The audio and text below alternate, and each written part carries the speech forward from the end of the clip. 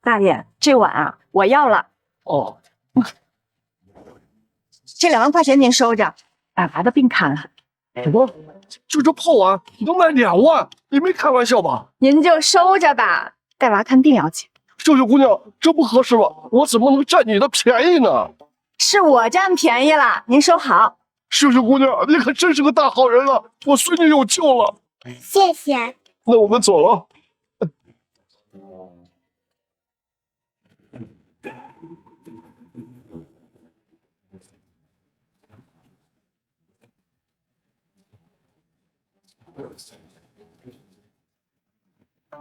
哎，你俩都别跟我抢，我出1000万，这个破碗卖给我，那个滚一边去！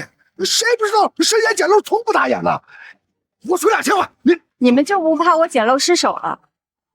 这就是个普通的碗。谁不知道您是古玩界威名赫赫的神眼呢？只要是您上府的物件，那只有值钱更值钱呢。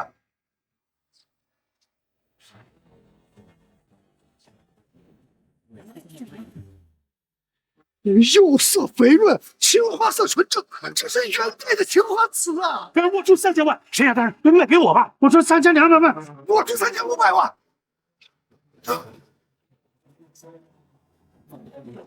我出5000万，5000万，5万宝哥要了，连古玩界首富顾家都出手了，咱们恐怕没机会了。就是，谁敢跟顾家抢啊？不想跟人发挥。走。喏，这是你要的唐代玉扳指。你老公可真是走了狗屎运，娶了你这位神眼不说，你还帮助他成为了一名鉴宝师。现在你又要送他价值1个亿的玉扳指，更是帮助他坐上了万宝阁总经理的位置。话说，在他的升迁宴上，你还不准备告诉他你的真实身份吗？神眼这个身份于我而言早就是过去式了，现在我只想做陪送的贤内助。等我把鉴宝手册给了他之后，他的造诣肯定会在我之上的。什么？鉴宝手册可是你的绝学，掌握了它就能成为下一代神眼。你当真要给？确定。秀秀，最近古玩界暗潮涌动，大量仿制品流入市场，市场秩序被严重扰乱，还有大量文物流向国外。我怀疑是有人故意维持。鉴宝大会举办在即，我还是希望你能……我早就已经退出古玩界了，你说的这些跟我没关系。顾飞，你找错人了。再说了，你是万宝阁幕后的老板，你出手啊，肯定没问题啊。这个元代青花瓷就送你了，就当做是这个玉扳指的补偿了。现在对我而言，最重要的事情就是我老公陪送的升迁宴。不说了，走了。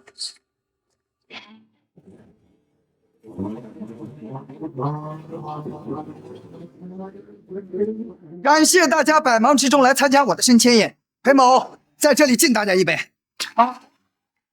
裴经理一手鉴宝术天下无双，现在又成为这万宝阁的总经理，真是年少有为啊！我能成为万宝阁的总经理，要感谢一个人，那就是我的妻子吴思雨。没事。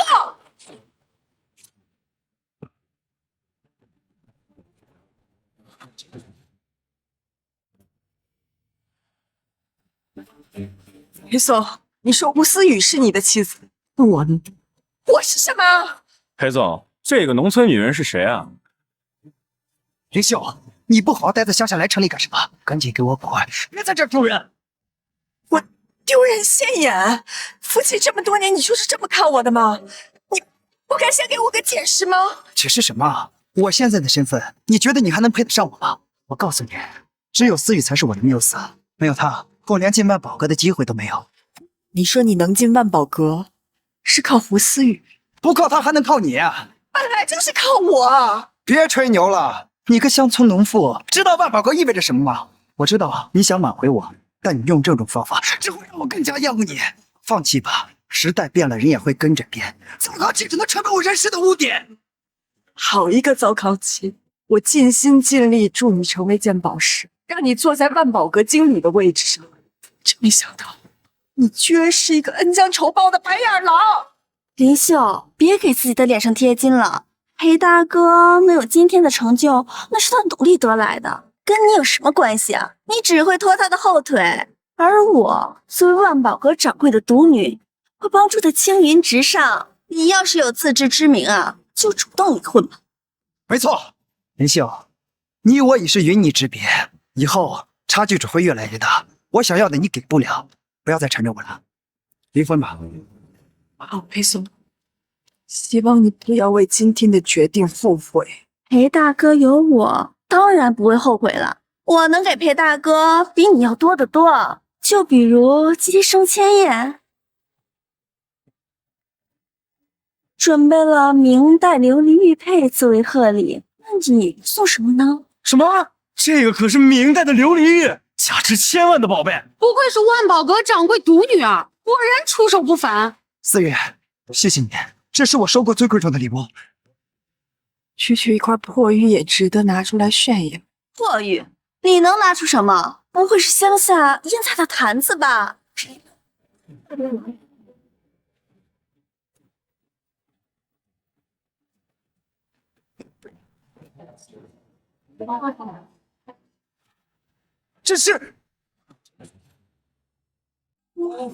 这不是前段时间在海外拍卖被神秘人拍走的那个唐朝玉扳指吗？这枚玉扳指可是拍了1个亿的天价。很硬啊！我的妈呀！明代琉璃玉跟这玉扳指一比，简直是小巫见大巫啊！林秀，你怎么会有这枚玉扳指？这是我一个朋友买的，本来想作为你升迁的贺礼，现在看来需要。就你一个乡下捡破烂的村妇，是什么大人物？我看啊，这枚扳指是你在2元店里买的假货吧？这是不是假的？裴颂，你看不出来吗？这水头，这质感，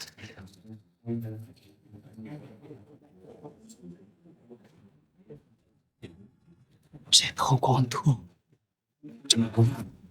这是真扳指啊！怎么可能？裴大哥，我爹万宝阁掌柜都没有资格买这种玉扳指，离秀怎么可能呢？这水头绝对不是假货。可是林秀华怎么可能会有这种稀世珍宝？先捡回来再说。抱歉大家，刚才是我看走眼了，这枚玉扳指是假货。林秀，你买卖假古董已经触犯行规，这枚玉扳指我先没收了，以后会做销毁处理。抵制仿制古董是我们古玩界每个人应尽的责任，大家说是不是？知真说假，裴颂，你可是犯了鉴宝师的大忌。既然你鉴定为假，好啊，不用你销毁，我亲自销毁。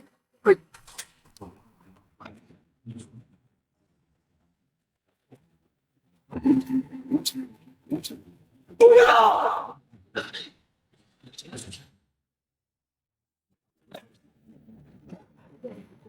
裴经理，这是怎么了？不就一个假扳指吗？有必要这么担心吗？不，就是个假货，至于的。林秀，你知不知道我做了什么？知道啊，销毁仿制古董啊。你不是刚鉴定过吗？还是说你不相信自己的鉴定结果？你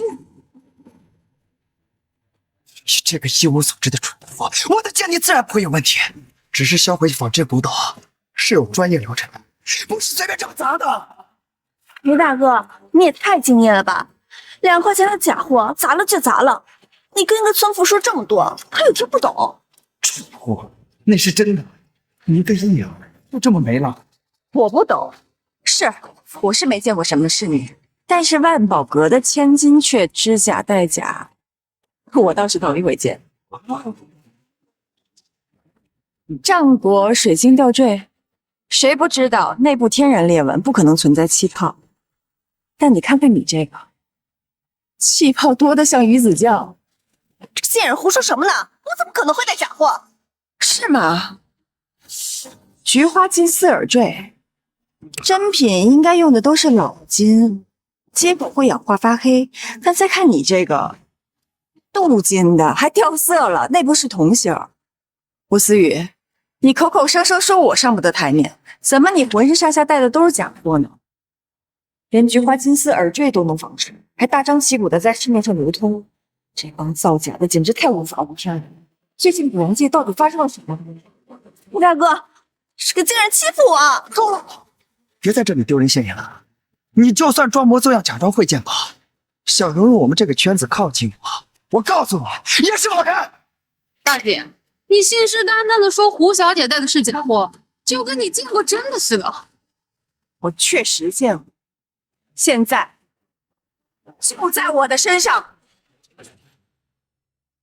你说什么？真的战国水晶和菊花金丝耳坠在你这里？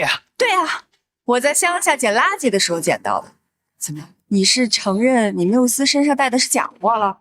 林秀，有本事你别说大话，把真话拿出来呀，让大家都看看到底谁的是真，谁的是假的。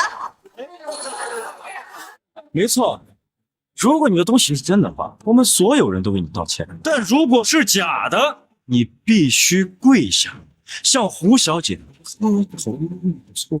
林秀，如果你的是假货，就签离婚协议，净身出户；如果你的东西是真的，我裴总答应你，这辈子都会留你一口吃的，不会让你饿死这口。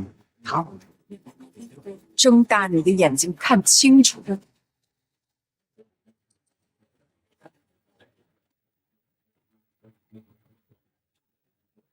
这竟然是真的！你竟然把价值数亿的东西随意带在身上，立刻掏出来给我！怎么可能？就是个村妇，怎么会有这种宝物？他一定是偷的。偷？你认为这种级别的宝物是能偷来的吗？小小，把东西交给我保管，这种东西珍贵，你把握不住的。想要你了？做梦吧！这辈子都休想得到。他不是万宝阁的千金吗？想要什么，找他要去。小小，我们是夫妻，你只要把这2件宝物给我，我可以不离婚。裴大哥，你不是说一直跟我在一起吗？你怎么这样啊？就为了2个宝物，你就把我抛弃了吗？我不是你口中的糟糠妻吗？怎么又扮起深情人设来了？鉴宝大会举办在即，各国都会来参加，届时少不了一场龙争虎斗。我得神眼大人青睐，有面见的机会。我是拿这2件宝物去送给神眼大人，请他出山辨别真伪，扬我大夏之威。你乖一点，把东西给我，好吗？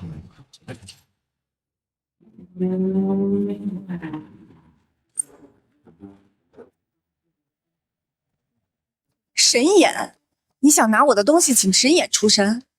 裴宋啊裴宋，如果你知道我就是神眼，又当如何？是啊，小小，你把这2件宝贝给我，就算我们以后没有爱情了，我也会因为责任养你一辈子。我的妻子之位，只属于你一人。裴大哥不愧是干大事的人啊！林秀，裴大哥都已经这么求你了，你还不赶紧把东西给他？我愿意把裴大哥让给你，让他跟你在一起。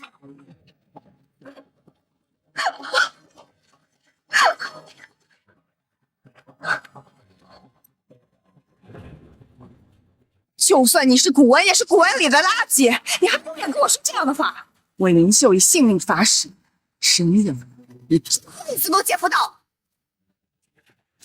林秀，你不应该这么自私自利的。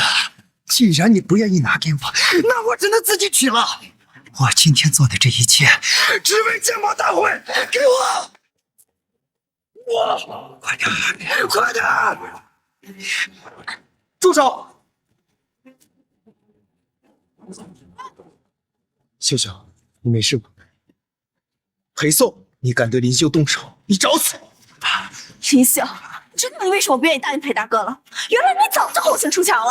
林秀，你今天敢跟这个野男人离开，就别想让我重新接纳你。我是喜欢捡垃圾，但是你这种垃圾我不要。至于神眼，你想都不要想。咱们走。林秀，你给我等着！这2件宝物我势在必得。裴大哥，你别生气了。思雨，这战国水晶和菊花金丝耳坠举世难寻，这2件宝物，我一定能收。大哥，女人嘛，都是吃软不吃硬的。我看啊，那个林萧对你还有情，说不定你重新追她，再说几句好话，她就把东西给我们了。还是你有办法？到时候我再趁着面见神眼大人的机会，用这2件宝物表现一番，说不定能获得神眼大人青睐啊！裴大哥，可是神眼归隐多年，你怎么确定他会出山呢？神眼大人何等人物，那可谓是鉴宝界的神，不论他出不出山，我都要找机会面见他。若是能获得他的鉴宝手册，说不定我就能成为大夏鉴宝第1人，届时整个大夏的古文界都是我说了算。还有什么？算了，到时候你就知道了。那我到时候可就跟着你享福了。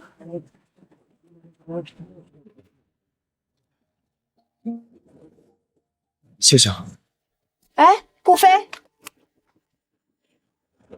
怎么了？查出来了，最近大规模仿制古董的是一个叫做老朝奉的组织，他们以各种手段将市面上的珍品全部换为仿制品。那最后这些珍品流向哪？樱花国这帮卖国贼真是丧良心，什么钱都敢挣。当年战争的时候就掠夺我们大夏文物，现在又以这种卑鄙的手段偷我们的文物，真是太可恶了。调换文物可不是1、2个人就能完成的，现在古玩界恐怕有大量樱花国的内鬼。我现在就把这帮畜生都揪出来。等等，你查不到的，敌在暗，我们在明。现在只能等狐狸的尾巴自己露出来。等到鉴宝会上，我一定会将这帮人一网打尽。秀秀，你要出山了吗？我本来是想让裴颂继承我的衣钵，但他辜负了我。我现在想让他知道，我既然能给他一切，就能把全部都收回来。你要把什么收回来？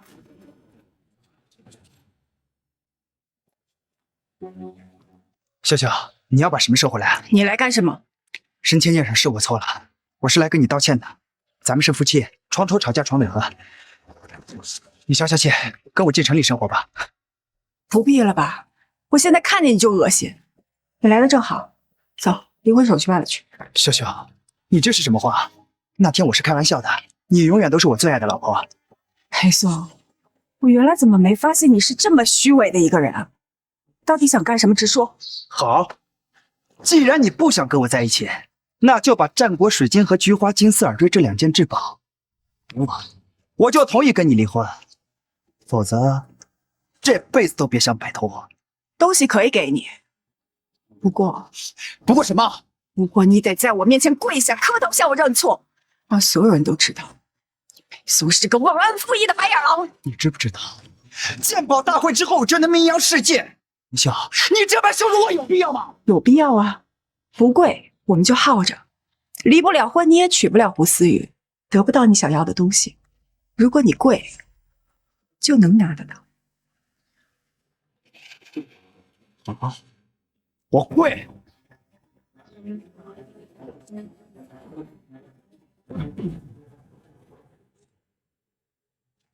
我是渣女，我对不起林秀，我是不要脸的白眼狼。东西这下可以给我了。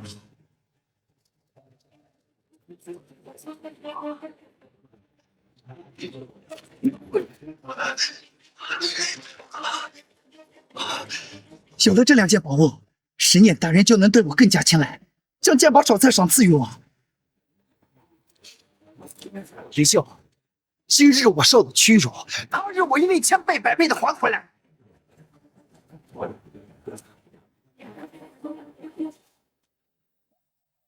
秀秀，你没事吧？让你看笑话了。没想到啊，我珍视了多年的婚姻，在裴颂的眼里，还不如2件古玩重要。当初真是瞎了眼，怎么会看上这么个小人？现在认清也不晚。顾飞，替我准备一个拜师宴，向古玩界下一个通告，就说我要收裴颂为徒。什么？欲要使其灭亡，必先让其疯狂。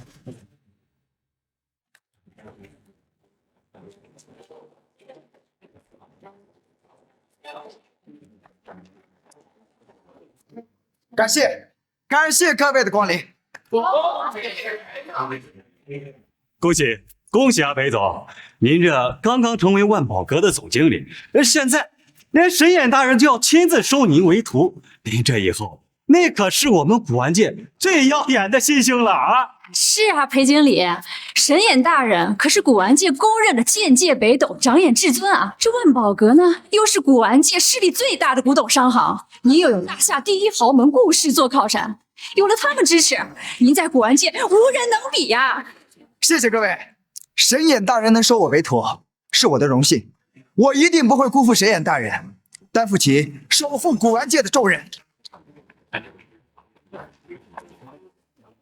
恭喜裴经理。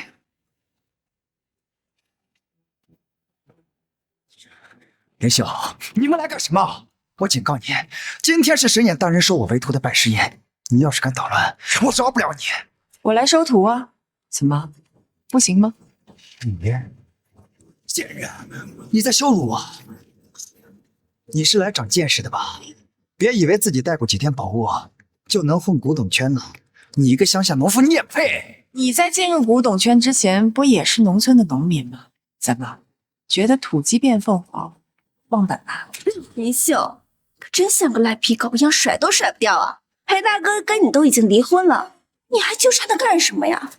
我告诉你，等拜师宴之后，我和裴大哥就快要结婚了。那恭喜你啊，掉入粪坑。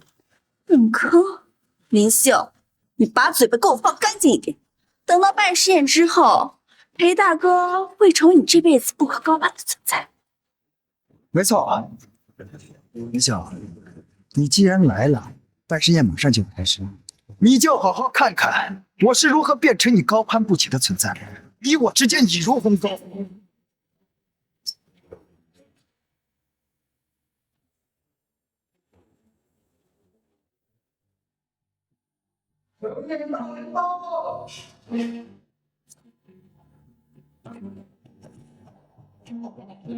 笑，就笑。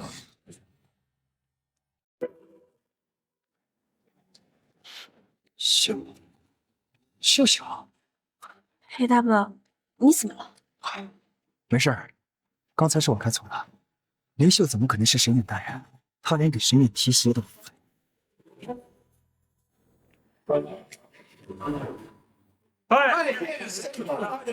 归隐多年，本神眼此次出山只为一事，收裴颂为徒。师傅，裴颂，古玩界迅速崛起的鉴宝师，年纪轻轻便坐上万宝阁总经理的位置，前途不可限量。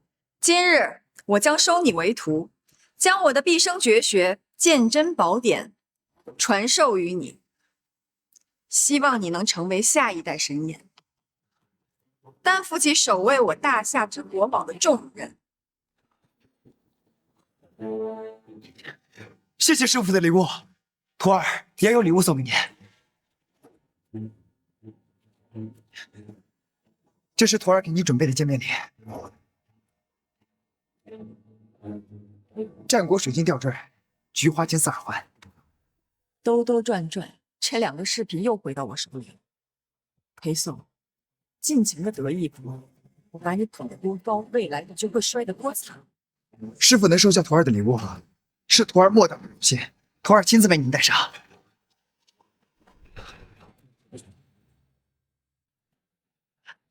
不必，好徒儿，你的心意为师心领了。鉴宝大会举办在即，你应当好好表现，一鸣惊人。近日，大量仿制古品在市面上肆意流通，让很多人对古董交易望而却步。身为为师的徒儿，你应当守护好古玩界的公平交易，以鉴别真伪为己任，守护好古玩界。师傅放心，徒儿定当竭尽全力守护古玩界。尊敬的各位来宾、业界同仁，欢迎莅临本届鉴宝大会。本届大会的宗旨在正本清源、去伪存真。持宝人可自由选择现场的鉴宝师，对自己的藏品进行鉴宝。若鉴定为真品，大会将提供平台，由现场的买家自由竞拍。价高者得，若鉴定为假，为杜绝赝品扰乱市场、祸害后人，必须当场销毁。鉴宝环节正式开始。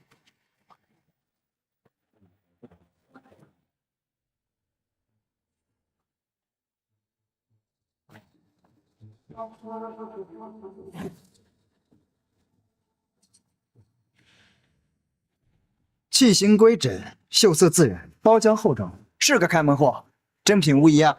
恭喜你！谢谢裴大师，谢谢裴大师。开始了，有些人该冒头了。要重点关注那些鉴定结果为真，但细节经不起推敲或者着急出手的人。老朝奉想要快速套现真品，那么那些仿制品就会在今天大量出现。裴松，好好享受你最后的荣光了，你的贪婪终将让你自取灭亡。胡闹！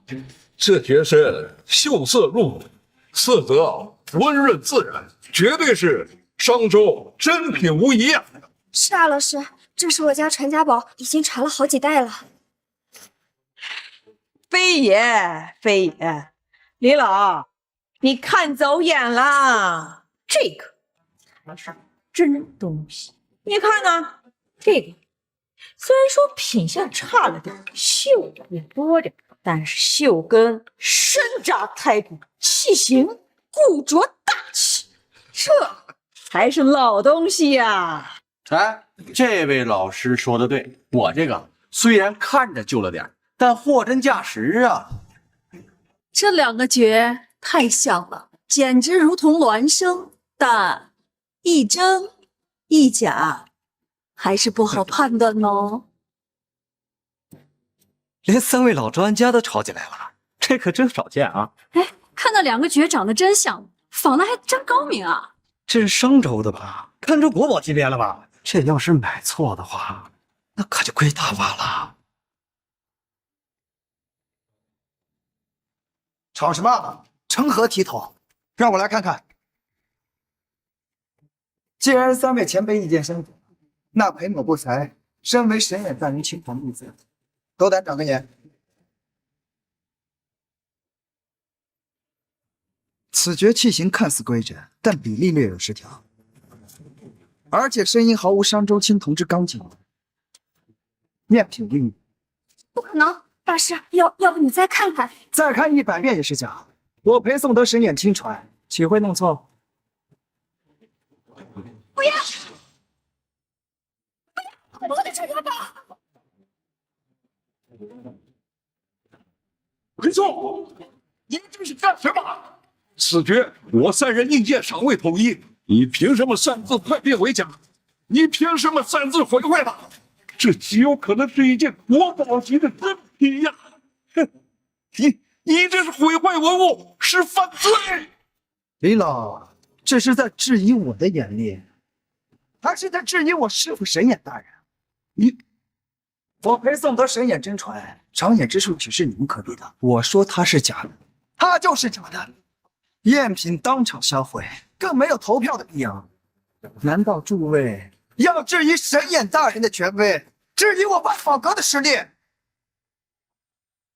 秀秀，那件到底是真是假？当然是真的，而且是国宝级别的。裴颂这个畜生对古玩鉴定也太儿戏了。你冷静点儿，现在幕后黑手还没有出现，少。他们现在制造仿制古品的能力已经到了以假乱真的程度，所以咱们必须得抓住这次机会，才能遏制住这些仿制古品在市面上流通。既然赝品已毁，那我们接下来看第2件吧。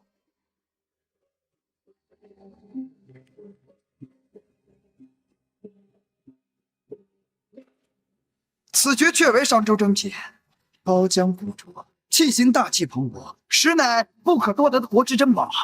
此物价值起码8000万往上。多谢裴大师主持公道，神眼传人果然名不虚传呐！这件青铜爵，我决定现在就出手，有想买的尽管出价。此物可遇不可求啊！我出1个亿，我出1亿1000万。这群蠢货，花上亿的钱去买个赝品，不要买，这是赝品，是赝品呀！哇，如此鉴定大会，是非不分，黑白颠倒，老夫技不如人，更耻于毁真养假呀！这个大会我不参加了。哼！李老，这大会晚辈随你一同退出。走。现在鉴宝界太缺少像李老这种刚正不阿的鉴宝师了。倚老卖老不识抬举，少了他们，这大会照常进行。就是裴大哥可神眼传人，他们算什么东西？好热闹的鉴宝大会呀，不过是你们大夏人的自娱自乐。主持李老，你来干什么？李桑，别急，听闻你们大夏鉴宝界人才辈出，更有神眼的徒弟坐镇，威名赫赫。今日我带了2尊我金华国的古鼎前来讨教，这2尊鼎一定为真，一定为假。谁要能准确无误地说出哪尊为真，我愿意赏他来自你们大夏的龙纹玉璧。龙纹玉璧，这可是当年你们樱花国抢去我们的国宝文物。但是如果贵国变错了，贵国需要把这件国宝需求大于鼎无偿的送给我樱花。诸位，谁敢应战？这赌注也太大了，稍有不慎，将会毁掉国宝。怎么都不敢吗？看来你们大夏鉴宝界也都是一群废物，废物！哼，有何不敢？我裴宋乃神眼亲传弟子，岂会惧你樱花国的挑战？裴先生，请吧。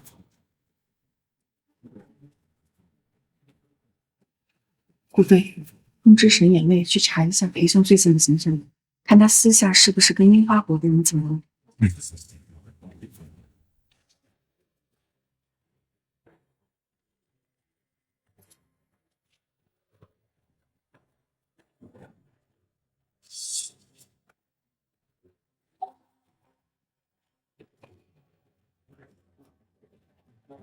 裴先生，怎么样？此鼎纹饰清晰流畅，包浆醇厚，乃真品无疑。而右边这尊纹饰略显滞色，锈色浮于表面，乃仿制赝品。裴宋，你是不是说的正相反？右边这件才无果厚重啊！你在质疑我？裴先生，此事关乎国宝，您确定你的判断？我确定。你们放心，我乃神眼之徒，不可能输。我马上就会为我大夏赢回一件国宝。精彩精彩！既然裴先生如此的自信，那么我就要揭晓答案。这2件古鼎真品乃是。慢着！林秀，你个乡野村妇，竟然敢混进鉴宝大会！裴宋，你这个背弃国家、毫无廉耻心的小人，企图毁我国宝，何罪？放屁！你好大胆子，竟敢在鉴宝大会上撒野！把这个废物给我拖出去！这个农妇和这个小白脸到底是谁呀？他说裴大师妄图毁坏国宝，是什么意思啊？我看啊，就是来捣乱的，快把他们赶出去，别影响裴大师发挥。没错，裴大师身为神眼的徒弟，此刻又在为国争光，你们几个算什么东西？竟然敢污蔑裴大师！你们居然会认一个卖国贼当英雄？你胡说八道什么呢？裴大哥为了守护国宝，不惜名誉，在国家危难之际挺身而出，他不是英雄，谁是英雄啊？你这个粗鄙的村妇，懂什么？我裴宋一心为国，马上就要为大夏赢下国宝，结果却被人造谣为卖国贼，可悲啊！可悲啊！哪来的乡下女人啊！赶紧滚出鉴宝大会！就是，这里不是你能来的地方，别来捣乱，给我们大夏丢人。我捣乱？裴宋，你是不是卖国贼？你心里最清楚。我且问你，你是不是跟樱花国人勾结，计划输掉比赛，抢我国宝？是与不是？什么？和樱花国勾结？你血口喷人！我怎么可能做这种事？我是神眼的徒弟，我怎么可能背叛大夏？是吗？那我且问你，方才这2个鼎，你为何会指轻薄杂质者为真，古朴厚重者为假？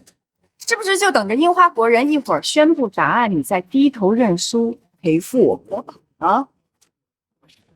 我就感觉裴仲的判断不对，原来你真的判断错了。你到底是故意的，还是你的鉴宝能力差？裴仲他难道真的是叛徒？他是神眼的徒弟，怎么可能是叛徒？裴颂，你收的樱花国那些黑心钱是偷渡我大夏国宝的卖国钱，这钱你拿在手里不昧良心吗？裴仲，你老实交代，这位女士说的是不是真的？你到底是不是收了黑钱？他在胡说八道，全是污蔑！你们别被这个贱人给骗了！我裴颂对天发誓，绝对没有做过任何对不起国家的事。这个女人，她是我前妻，结婚后耐不住寂寞，和这个小白脸通奸，被我当场抓获。离婚后，她记恨我，所以才编造出这些谎言，想要毁了我。胡说！明明是你出轨万宝阁老板的女儿胡思雨，现在又反过来污蔑秀秀。裴颂，你还真是一个毫无底线的卑鄙小人！小白脸，你别造谣裴大哥，林秀这个乡野村妇怎么可能配得上裴大哥呢？大家看看，他这一身寒酸样，懂什么是鉴宝，知道什么是真顶假顶。我看呀，十有八九是有人背后教唆他，故意来捣乱的。好，你一定投靠了樱花国，对不对？你才是当叛来的奸细。各位，他故意用这些莫须有的罪名来污蔑我，破坏我们大家在国际上的声誉。林秀才是真正背叛国家的人。你这个奸细，胆敢在这里妖言惑众，污蔑裴大师，你当真是不怕死啊？没错，投靠樱花国简直是居心叵测。各位，大家都看到了吧？林秀和这个小白脸狼狈为奸，就是想通过击垮我、污蔑我，达成削弱我大夏鉴宝实力的目的。这种败类绝对不能姑息！好啊，我看你们谁敢！裴颂，你这颠倒黑白、指鹿为马的本事还真是炉火纯青啊！死到临头你还在嘴硬，愣着干什么？动手啊！各位，林秀所言皆是事实，我顾飞愿意一力担保。担保？你算老几啊？不过就是一个被狐狸精迷了心窍的小白脸儿。为了区区一个乡野村妇，连是非黑白的部分，你就是瞎了眼。小白脸，你以为你是谁呀？有资格做担保？真是可笑至极。很好，你们给我听好，我顾飞乃是顾氏集团现任掌权人。你们说这个资格，我有还是没有？古玩界首富顾家掌权人，这怎么可能？天啊，他竟然真的是顾氏集团的掌权人！这才是真正的大人物啊！裴颂在他面前算个屁！我现在以顾氏集团现任掌权人的身份宣布：第一，刚才所谓的鉴宝比试，因裴颂勾结樱花国，知真说假，比试无效；第二，裴颂品行败坏，严重玷污鉴宝界声誉，还涉嫌叛国重罪。从今日起，彻底取消其鉴宝资格。我顾氏集团将联手相关部门彻查此事，绝不姑息。完了，全完了！裴大哥，你别急，这个小白脸肯定不是顾氏集团掌权人，他肯定是假冒的。哎，你说你是顾家掌权人就是了，空口无凭，谁知道你是不是假冒的？各位，顾家掌权人常年戴面具示人，除了万宝阁掌柜的，没人见过他真容。说不定他就是知道这一点，所以才假扮的。裴颂，你可真是不见棺材不落泪呀！好啊，那我现在就把胡天雄叫，让他看看我到底是不是顾氏的掌权人。万宝阁胡掌柜道，是谁在鉴宝大会上捣乱？把火逆过来吧！胡伯父，这里有人假冒顾氏集团掌权人，他们还勾结樱花国，你快下令把他们抓起来。爸，裴大哥被顾氏冒牌货诬陷，你快告诉大家，这顾总是假的。什么？有人敢冒充顾总？没错，胡伯父，就是他们。他林秀和这个小白脸冒充顾总，还污蔑我。小白脸，我爸来了，你还装什么？我要让我爸把你和林秀都抓起来，跪下给裴大哥道歉。没错，林秀，你造谣污蔑我是卖国贼，我要让你跪下说清楚，跟大家，你才是勾结樱花国的卖国贼。胡天雄，你是不是万宝阁掌柜的位置坐得太久，你忘了自己是什么东西？放肆！你怎么跟胡伯父说话呢？你死定了！有混话！爸，你干嘛打裴大哥呀？他说的都是实话，他们两个都是骗子。你个女！顾总，老奴该死，老奴管教不严，请顾总恕罪。爸，你在说什么呢？你个孽女，你好好看看，站在你面前的是谁？他就是当今古玩界的首富，顾家的掌权人顾飞，顾总。这怎么可能呢？裴大哥，你不是跟我说他是林秀那个贱人抱养的小白脸吗？怎么可能是顾家大少？我怎么知道？林秀就是个乡村野妇，他怎么能和顾总搭上关系啊？这真的是顾氏集团的掌权人，顾总，我们刚刚是临手掩不住，您千万别跟我们一般见识。对，都是裴宋的小子骗我们。裴宋，你以为你是怎么当上万宝阁总经理的？如果不是我拜托顾飞，你以为你能坐上这个位置？什么？你说我能成为万宝阁的总经理是因为你？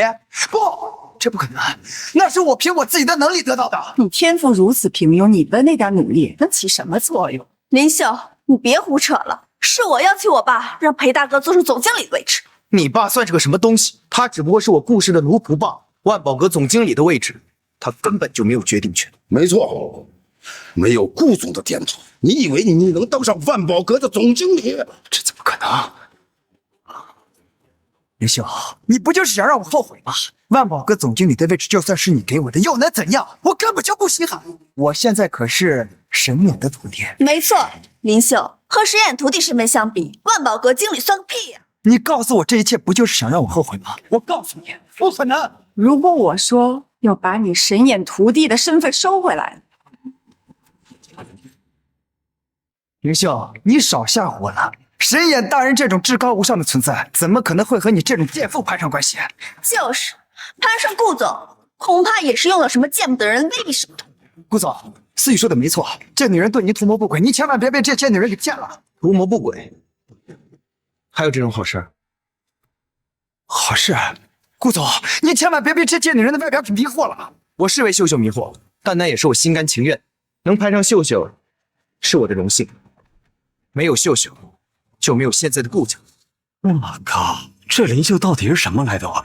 就连顾氏的掌权人都对他这么卑微，谁知道啊？难不成又是什么真正的大人物啊？鉴宝圈里边从来没有听说过比顾家还要厉害的人物啊！难道真的和神眼大人有关系？裴宋通敌卖国，勾结樱花国，贩卖我大象文物，罪无可恕。即日起，革除其万宝阁总经理及神眼徒弟的身份，将其逐出鉴宝界，并交由相关部门处理，严惩不贷。胡天雄，你还愣着干什么？秀秀的意思就是我的意思。是，我立刻执行。慢着，林秀，顾飞，你们算什么东西啊？收回我万宝阁总经理的身份就算了，凭什么收回我神眼弟子的身份？你们有什么资格？况且你们说我卖国我就卖国了，你们有什么证据？林秀，你等死！要是让神眼大人知道你欺辱诬陷裴大哥，那肯定饶不了你。还有你，顾飞，别以为你是顾氏掌权人就可以为所欲为，和神眼大人相比，你什么都不是。是吗？裴宋啊裴宋，你以为我为什么对秀秀毕恭毕敬？因为秀秀就是名震世界的神，因为秀秀就是名震世界的神。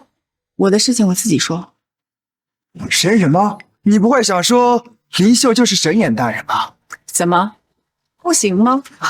林秀，你还真是不知道天高地厚，别人不知道你的底细，我还不知道。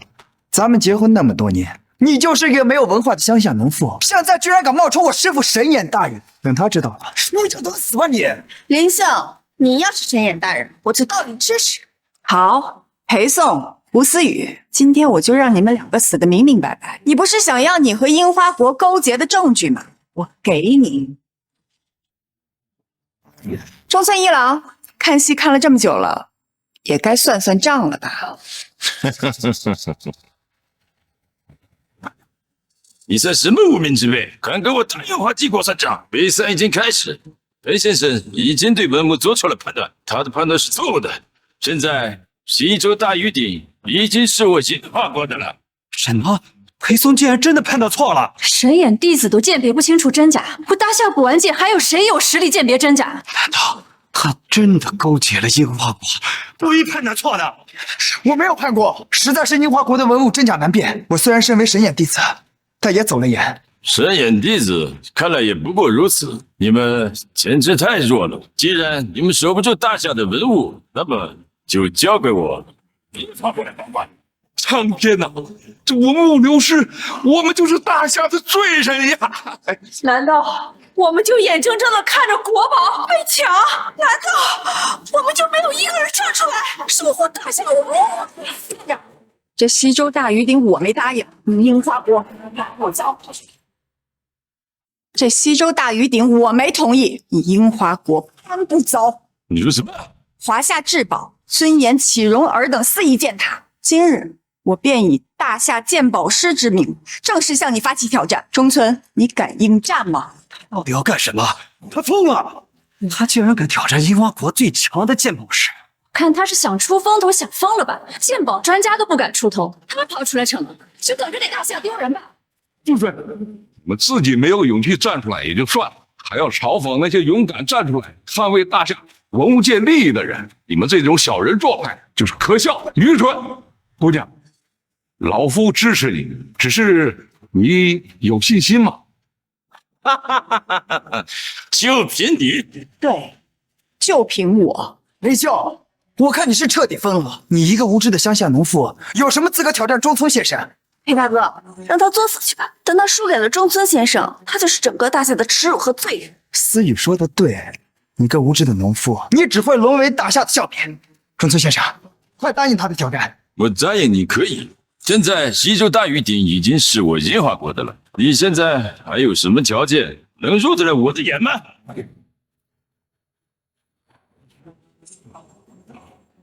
中村，睁大你的眼睛看！林秀的赌注，我万宝国出了，不知道这件古董入不入得了你的眼？这，哈哈！5之前没产佛头，佛头，武则天没拿佛头。这件古董在国界内可是最顶级的古董啊，甚至就连这西周大禹鼎比它的价值还要高。又一件国宝级文物，不愧是顾家，出手不凡啊！谷主，这颗武则天明堂佛珠，可是我们万宝阁的镇店之宝，你确定拿它当赌注？没错，只有这颗佛头，才有资格做秀秀的赌注。可是，如果他输了，我们就得将这颗佛头拱手相让，那我们大夏就是一个国宝级文物。没有可是，秀秀不会输。完了，吴总，你彻底被这个女人迷惑了。可惜了，一个名不见经传的一个乡下妇女，竟然要挑战樱花国的第一鉴宝师，这局啊，输定了。这是武则天灵堂佛头啊，价值不菲的一件古董就这样流失了。一群蠢货，在这个世界上还没有人能在鉴宝方面赢得过秀秀，她可是天纵奇才，万中无一的神人。怎么样，中村？这个赌注够不够？够！有人送出这么贵重的文物，我怎么能不要呢？说吧，你们要什么条件？如果我赢了，你要将西周大禹鼎和龙纹玉璧一并归还，并献上你和裴宋勾结的证据。林笑，你这个笨女人，休要胡言！林冲先生，我们之间清清白白，今天第一次见面，对不对？好，我答应你的条件。如果你能赢我，我将你说的赌注双手奉上。不，先生，你不能！你别急，裴大哥，这个林秀就是个农妇贱人，她不可能赢得了中村先生。林秀，你算盘打得好，可惜你赢不了。天哪，他居然真的通过了，就连樱花国的人都承认了。不知道啊，我想这肯定又是樱花国的阴谋吧。裴宋如果是卖国贼，肯定必须严惩，真是我们大夏鉴宝界的耻辱。林秀，你收集我的罪证，还说不是因为私怨。我告诉你，中村先生的鉴宝术天下第一，你输定了。中村先生，有您在，樱花国一定能大胜大夏，将大夏的尊严踩在脚下。放肆！华夏尊严岂容尔等宵小践踏？裴宋，鉴宝鉴的可不只是宝，更是剑心。今日我林秀就要替华夏鉴宝界清理门户。清理门户，林秀，你以为你是谁啊？你以为你是威震天下的神眼吗？做梦吧你！各位来宾，肃静！既然双方已立下赌约，那么华夏鉴宝师林秀小姐与樱花国首席鉴宝师中村先生的对决，现在开始。第第一轮将采用盲鉴的方式，双方需蒙上眼睛，仅凭触觉与听觉来判断该件物品的真伪、年代以及尽可能多的相关信息，谁判断的更为精准详尽，则为胜者。下面有请樱花国首席鉴宝师中村先生进行鉴宝。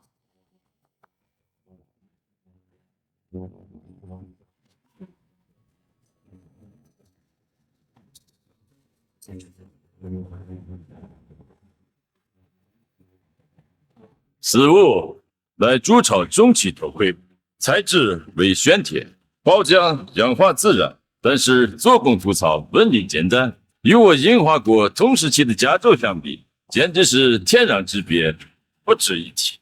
看来中村先生已给出了他的判断。下面有请华夏鉴宝师林秀小姐。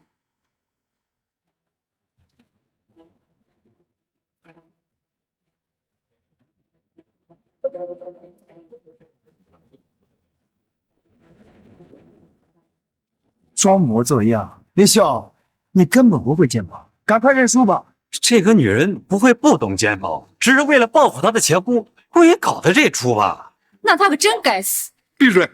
林秀动作专业，绝对不是一般的鉴宝师，而且他的手法我绝对以前见过，只不过现在暂时忘。中村，你可真是有眼不识泰山啊！你说这头盔做工普通，只知其一不知其二，这一轮你输了。虚张声势，我看你有什么门道？你看错了他的粗糙，头盔上的斑驳印记和粗陋划痕，并非做工普通，而是经历战火、硝烟熏烤和刀劈斧砍留下的光荣印记。你所谓的纹饰简单，那是经过烈火侵蚀后留下的残痕。这并非普通的朱朝古灵盔，而是大朱朝抗倭名将戚将军曾使用过的头盔。这怎么可能？都没看，就凭借摸两下，就鉴定出是戚将军的头盔？离谱！不会是胡编乱造的吧？当年戚将军的头盔可都是一模一样的，这么庞大的数量，怎么就能摸出是戚将军的呢？完了呀，他这纯粹就是在胡说，还不如不说呢。我们这一局啊，输定了。林秀，看来你根本不懂鉴宝，我跟你比是在浪费我的时间。什么戚将军的头盔，无稽之谈，不如你把佛头直接送到我樱花国。是与不是，燕国才知道。上红外光谱仪。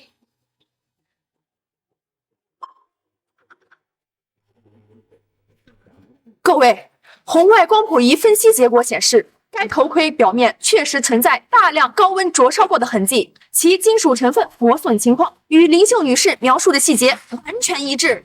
那又如何？这只能证明这个头盔经过战争的洗礼。你如何证明这是戚将军的头盔？将军使用过的头盔内部一般都会有标识，你且上前看看就没事。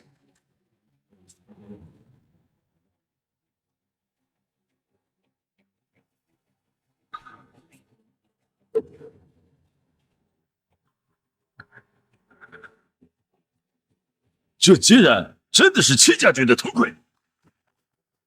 确定了，这真是大朱朝抗倭名将戚将军所使用过的头盔。比试第一轮，林秀胜。太好了，我们赢了！神奇啊！这林秀只凭借摸就摸出是戚将军的头盔，真是太厉害了。说不定这林秀还真的能赢下这场比试呢。第一局侥幸算你赢，第二局的规矩需要由我来定。可以。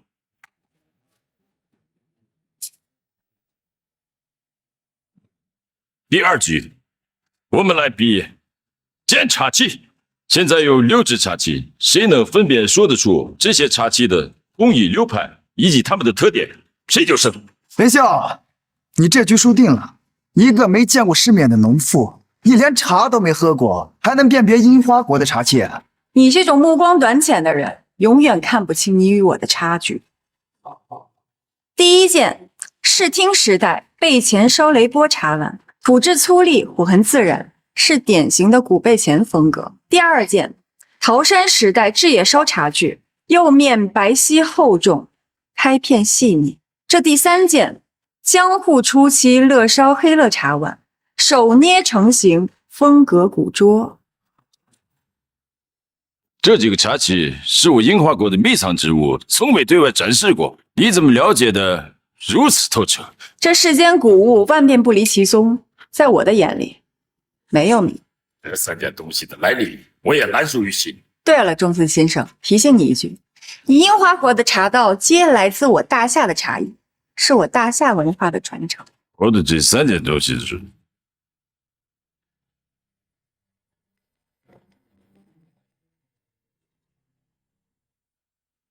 看来我们2人对茶器都如此的了解，这一局算平局。不要脸，你作弊！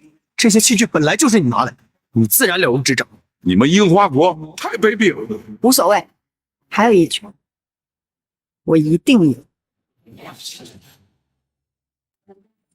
所谓鉴宝，不仅要能辨真伪、识源流，更要有一双能化腐朽为神奇的双手。我宣布，这第3局的比试为修宝。这是一件赵朝官窑的青釉品，无性破碎。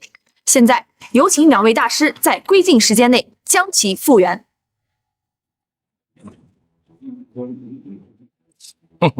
我有樱花国最先进的无痕修复技术，但是你们这些老掉牙的东西能比的？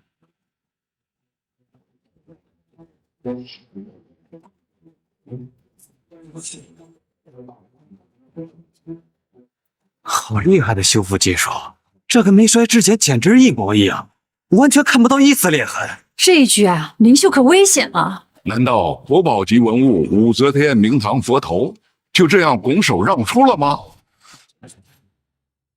中村先生不愧是樱花国第一鉴宝师，这才是真正的大师手笔啊！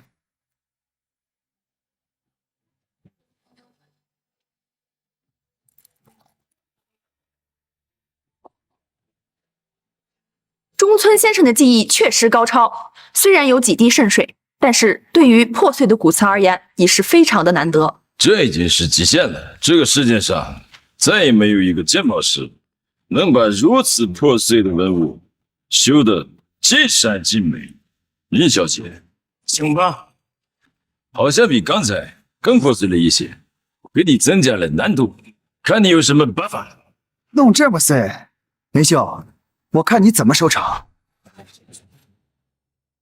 顾飞，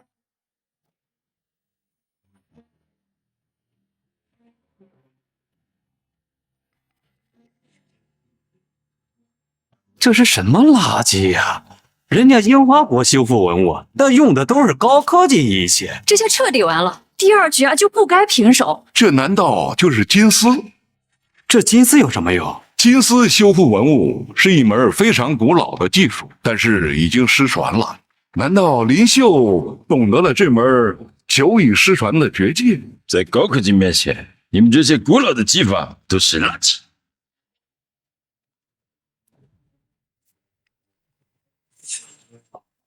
已经结束了。林秀究竟是怎么做到的？这也太神奇了，这究竟是什么修复技术啊？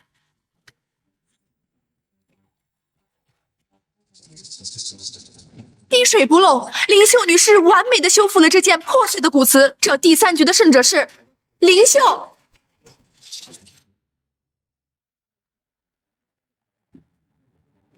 我竟然输了！林秀，你到底是谁？你很快会知道。不，你就是个乡野村夫，你怎么可能会鉴宝技术？你一定是作弊了。一个破瓶子，你怎么可能修复的天衣无缝？别白费力气了，金丝镶嵌，以金为骨，修复的不仅是裂痕，更是韧性。这门技术一旦完成了，除非用重锤猛砸，否则就靠你这点上不了台面的小东西，休想动它分毫。我输了，你们大夏的传统修复技术确实厉害，西周大玉鼎和龙鼎玉璧传给你们。还有呢？这是裴松和樱花国勾结的证据。裴松竟然真是卖国贼，那他刚刚就是故意认输的。刚才我的古董是真的，但裴松说是假的，还砸了他！卖国贼，你赔我的古董！全都完了，林秀，你到底是谁？你怎么会大下这些修复技术啊？你究竟是谁？你传给我！我是谁？你这种弃国弃家的渣男没有资格知道，但你做过的事儿，马上现场的每个人都会知道。顾飞，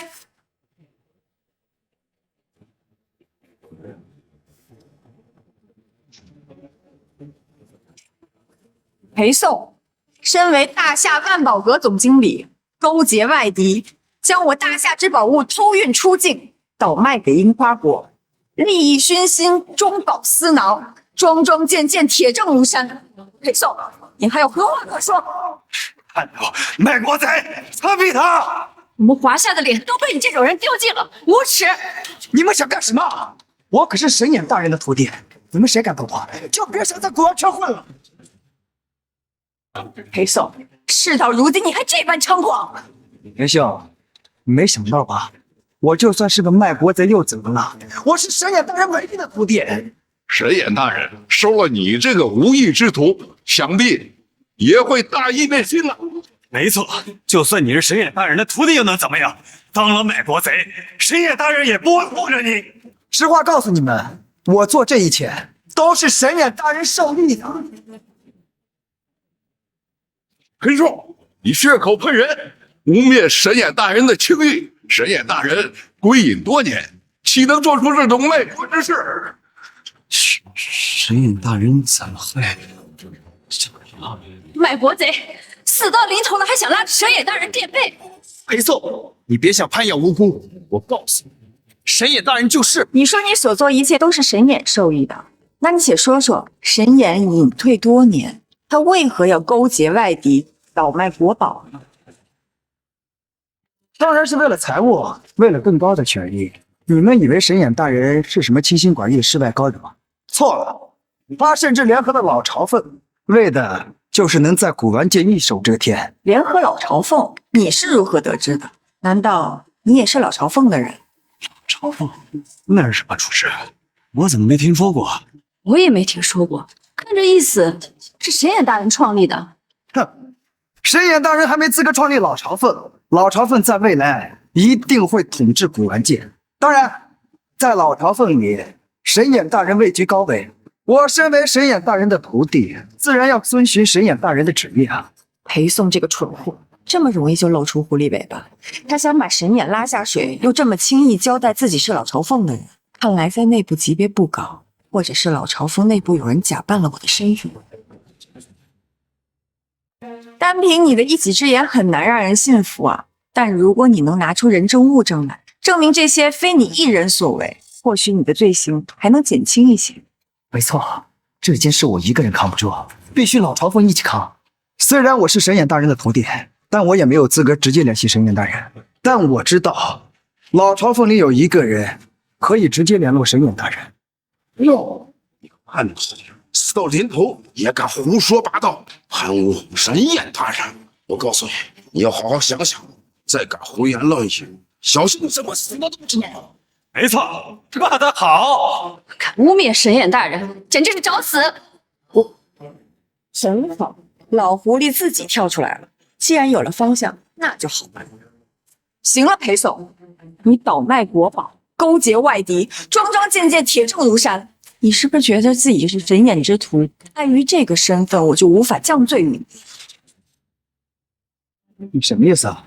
谁敢动我，就是跟神眼大人作对。林秀，你剑法厉害又怎样？没身份没背景，在古玩界你一样混的。林秀姑娘，要不就算了吧，得罪了神眼大人，你的未来就毁了呀，在古玩界也就没有你的容身之处了。李老放心，裴颂，你污蔑神眼也就罢了，还仗着神眼之徒的身份作威作福。但我告诉你，这个身份救不了你，因为我就是神眼。神眼，神眼大人，不可能吧？他就是一个乡下农妇。错不了啊！街私相见法，那份严厉，那份气度，除了神眼大人之外，这世上谁还能够同时拥有啊？哎呀！不可能，绝对不可能！你就是个乡下农妇，你以为戴个面纱你就是神眼了？你就是个骗子，你是假冒的！假冒的，裴颂，你好好看清楚，当日拜师宴上你看到的不是我吗？是你。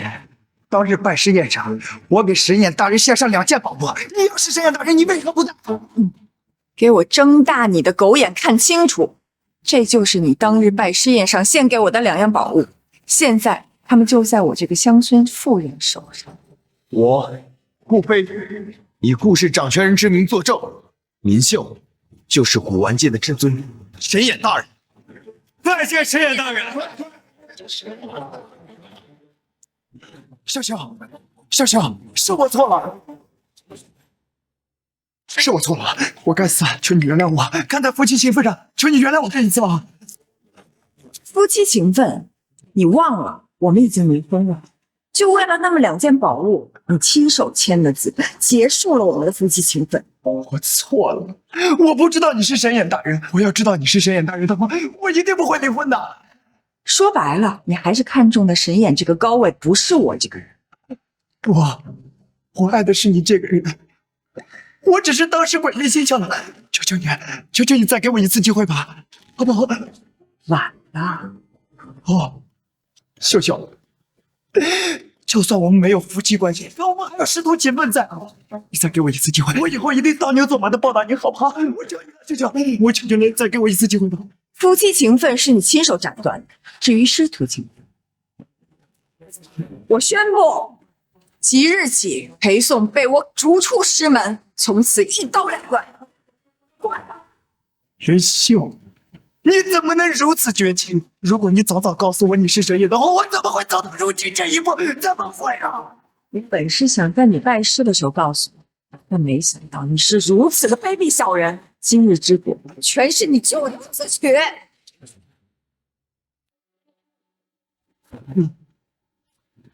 全都来。裴桑，不要慌。既然大夏国没有你的容身之处，为何不考虑来我樱花？我樱花国自古就欣赏像你这样的卓越远近的人才。来我樱花国，你是说樱花国愿意接纳我？是的。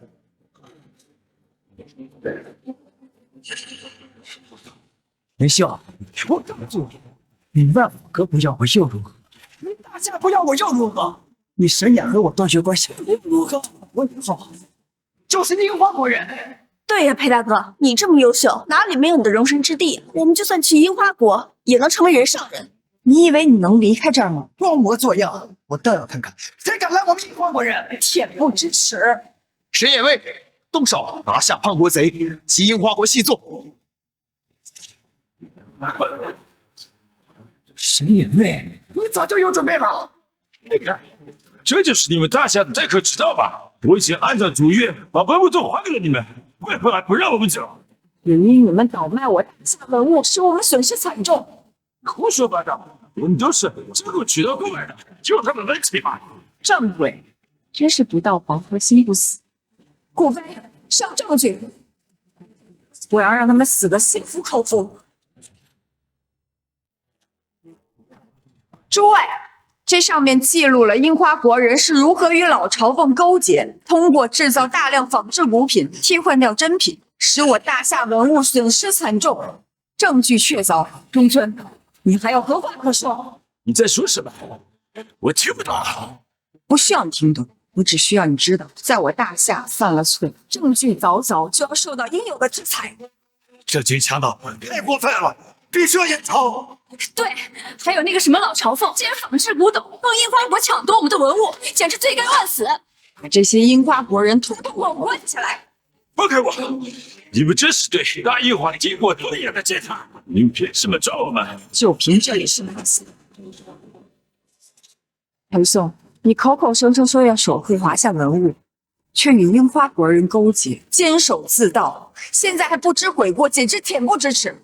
我知道错了，我再也不敢了。你不是知道错了，你是知道你要完了。今日我就要替大夏、替万宝阁清理门户。林秀，是胡思雨引诱我，我才做出这些伤人的事。求求你原谅我，再给我一次机会好不好？裴宋，明明是你自己嫌弃林秀，贪图我的美貌，用甜言蜜语哄骗我。你还敢打我？要不是你挑拨离间，我和秀秀怎么会走到如今这一步？万宝阁总经理的位置明明是林秀给我的，你却说是你给的。要不是你骗我，我怎么可能会和你在一起？秀秀，你看，我真的是被骗的。裴宋，你现在就像一个小丑，滑稽至极。对啊，我就是小丑，我是真的爱你，求求你再给我一次机会好不好？别在这恶心我，把他们交给相关部门，让他们受到法律的制裁。是啊，我真的错了。谁敢动我们樱花国？神剑先生，失火逆了。林嫂，你竟敢逮捕我樱花国的公主，还抓捕我樱花国派来友好交流的剑盟者，你这是严重的外交行为！我要求你立刻释放我的人！收买内奸，肆意破坏我国文物，这叫友好交流；大量制造仿制古品，扰乱市场，这叫友好交流。胡说八道！你们大夏有句古话，叫做“欲加之罪，何患无辞”。证据就在这儿，你还有什么可以狡辩？就算我国的鉴宝家有问题，那也应该由我樱花国来审判。说吧，你有什么条件才肯释放我的人？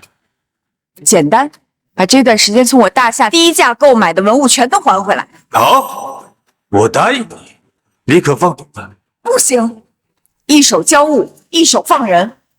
好，我答应你，现在就派人去准备。你也找人准备接应你们的文物本。什么的？那些文物太贵重了，不能还给他们了。放屁！那是我们大夏的文物，什么时候成为樱花国的了？怎么样，山景？考虑一下。代价，我自有。那些文物属于我们樱花国，谁也不能夺走。陈远大人，文物已经送还，该放人。清点过了，和市面上流通的仿制品是同一批文物，这批文物都是真的，可以放人了。陈远大人，我们就此告辞，后会有期。放心，我们还会再见的。真孙先生，别忘了我，我现在也是樱花国的人，你把我认账，我必死无疑啊！你是谁？沈远大人，既然裴策已经是我们的人，那我要带他一起走。可以。不行啊，秀秀，放了裴宋，他一定还会祸害古玩界。放心，我自有安排。感谢大人救命之恩，我一定效忠樱花国，肝脑涂地，万死不辞。哟西，你不要让我失望。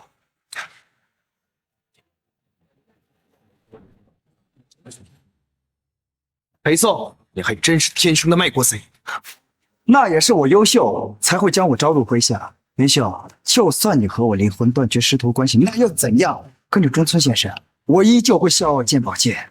那就祝你好运了。未来我一定会把你踩在脚下，报仇雪恨。思月，我们走。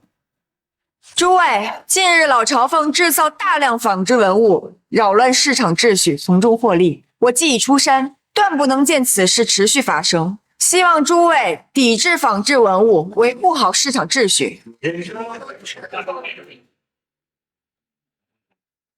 秀秀，你出山以后，古玩界人人都响应你的号召，抵制仿制品。现在市场风气已经好转，仿制品已经很难在市场流通了。治标不治本，老朝奉只是暂时蛰伏，等风头过去，还会再次扰乱市场。那怎么办？可以找个机会将老朝奉一网打尽才行。我也很好奇，这个创立老朝奉的能人到底是谁？可是别说是幕后之人，就连他们的组织在哪，我们都不知道。放心，裴宋和胡天寻会帮我们找到的。我已经放出风去了，将我这些年归隐捡漏收来的文物都放在乡下老房子里。就以裴宋的性格，肯定会带着樱花国的人去抢。可是这跟老朝奉有什么关系？等他们抢到文物，想要合法运出大夏，就得找老朝奉去做仿制品。老朝奉想在短时间内做出来，就会全员出动。我们只要盯紧裴宋，就能找到老朝奉的秘密基地。中村先生，林秀这几年确实在乡下捡漏了不少古董，就存放在乡下的老房子里。只要我们找到这批古董，就能据为己有。那你知道林秀家在什么地方吗？当年我们还是夫妻的时候，我在那老房子里住过一段时间。林秀怎么也不会想到，他藏古董的消息会传出来，更不会想到我们会去找这批古董。好，事不宜迟，我现在马上召集人手，找到这批古董，把我们在鉴宝大会上的所有损失全部都拿回来。绝对没问题。林秀作为神眼，一般古董都看不上，他收藏的绝对是价值不菲的宝物。裴松君，这次极力的赞同。为樱花国效忠。裴松君，你确定神眼会将古董藏在这个破地方吗？也没有安保系统。确定，中村先生，在我们大夏有句古话，叫做最危险的地方就是最安全的地方。越是这种破地方，藏东西越不容易被发现。说干，古董在哪里？快点找出来！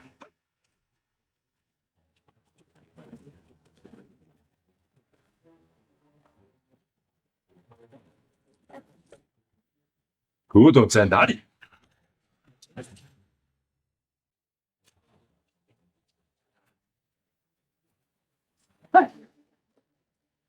去。就是这些古董都是国宝级，这下烦了。走！裴松君，接下来就交给你了。爸，我们找到了神眼藏的大量古董，需要以最快的速度赶这批假货。好，我去申请一下，按照我的指引带着古董过来。好，可靠吗？你放心，思雨的父亲是老朝奉核心之一，绝对可靠。接下来我要把这批古董送回樱花谷，我要以最快的速度献给山村次郎大人。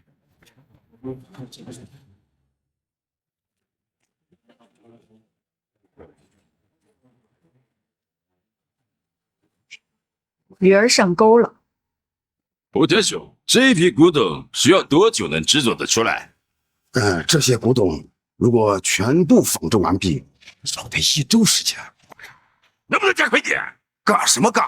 这已经是动用了我们老朝奉所有的资源了。胡首领，我们这件古董的工艺太过复杂，我们无法仿造。什么？一个个简直是废物！难道我们老朝奉再没有人可以仿制出来吗？莆田兄，这件古董价值连城，你为什么制作不出来？不管付出多大的代价，我都要带回樱花馆。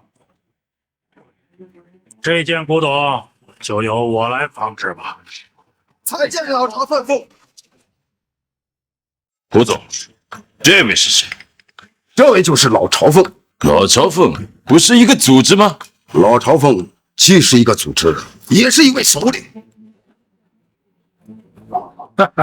不愧是神眼呀，随便捡漏的东西都这么有价值。这一件古董比那批所有的古董都值钱很多呀。如果不是有价值的宝物，又怎么能将你印出来？老朝奉，林秀，你怎么会出现在这里？你是怎么找到这里的？现在还没反应过来呢，你还真是愚蠢！你别跟我绕弯子了，这么隐秘的地方，你怎么可能找得到？是我们暴露了位置，林兄，你是故意让我们找到这些古董，然后利用我们当诱饵，最终找到老朝奉的位置，对吧？是，老朝奉组织隐秘，我还确实找不到，只能靠你了。哇，小，你这个卑鄙小人，你竟敢利用我吗？是你们的贪婪掉进了我的陷阱，我只是给你一个选择的机会。你不愧是神眼呀，果然聪明。这件古董就是为了引我出来。能够创立老朝奉这种组织，背后的掌控者必然是仿制高手。老朝奉，把面具摘下来，让我看一看搅动整个古玩界、扰乱市场的人究竟是谁。怎么，不敢摘啊？我看老朝奉也不过如此，不过是一些阴沟里的老鼠见不得光啊。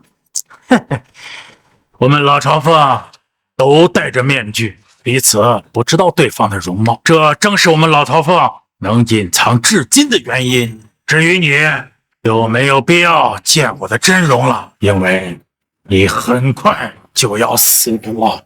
没错，林秀，你也太自大了，和顾飞2个人就敢闯老朝奉，你今天死定了。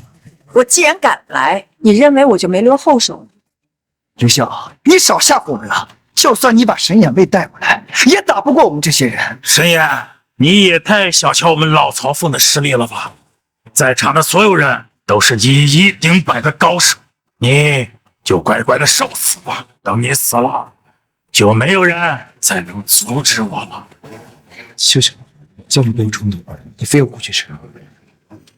这下好了，我们成为万鹏这边，一会儿我想办法拖住你，你趁机逃跑，去找救援。这是怎么回事？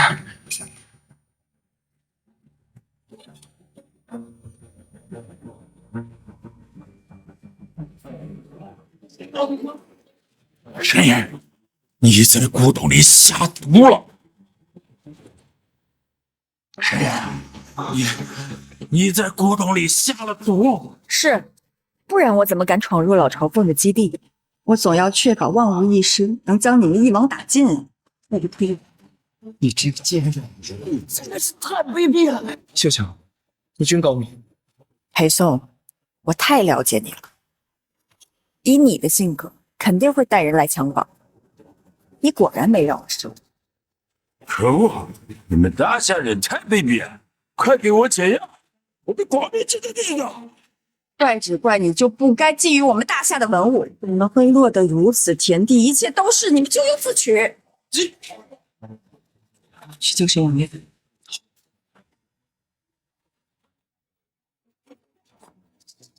那么现在就让我们看看老朝奉到底是谁。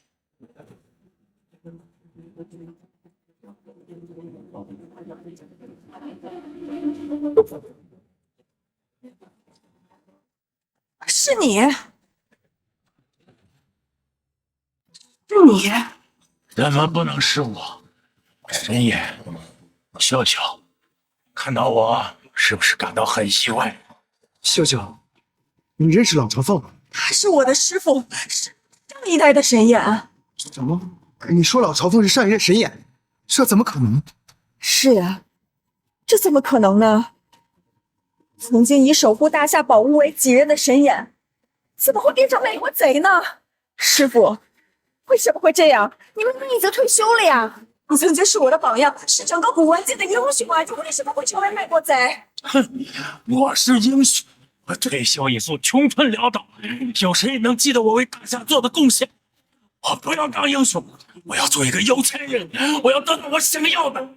师傅，您变了。是的，我是变了。那些动机就花几个亿买古董的富豪，就活该买房子，他们根本就不配拥有真正的古董。秀秀，我是邀请你加入老朝奉，只要你答应加入，老朝奉的首演位置就是你的。你还犹豫什么？我的好友，你也看到了官界的乱象，你一己之力又能改变什么？来吧，秀秀，赶紧加入我们老朝奉。秀秀，我拒绝。什么？秀秀，你真的以为你一己之力就能够拯救古玩界吗？我知道我的能力有限，但是我坚信，只要我一直努力，就可以使古玩界越来越好。幼稚！等你到了我这个年龄，你就知道，一切都是虚幻，只有钱才最诚实。我确定我不会变，因为我很清楚自己要什么，而你早已经被利益蒙蔽了双眼。师傅，您听我一句，跟我去自首好吗？好吗？好吧。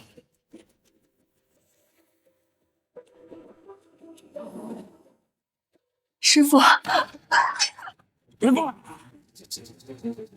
再走近一步，就杀了。老朝奉，你不要冲动，他可是你的徒弟。孽头二字，挡我的财路就是天王老子也得死。你没中毒，我自有其理。福儿，你别忘了，你这一身本事可都是我教的。从我成立老朝奉那天起，我就防着你，因为我知道你和我总有一天会兵戎相见。千算万算，万万没算到老朝奉居然是你。是我一直敬仰的英雄。林星，我再问你最后一句，要不要加入老朝奉？我拒绝。那你就去死吧！哦。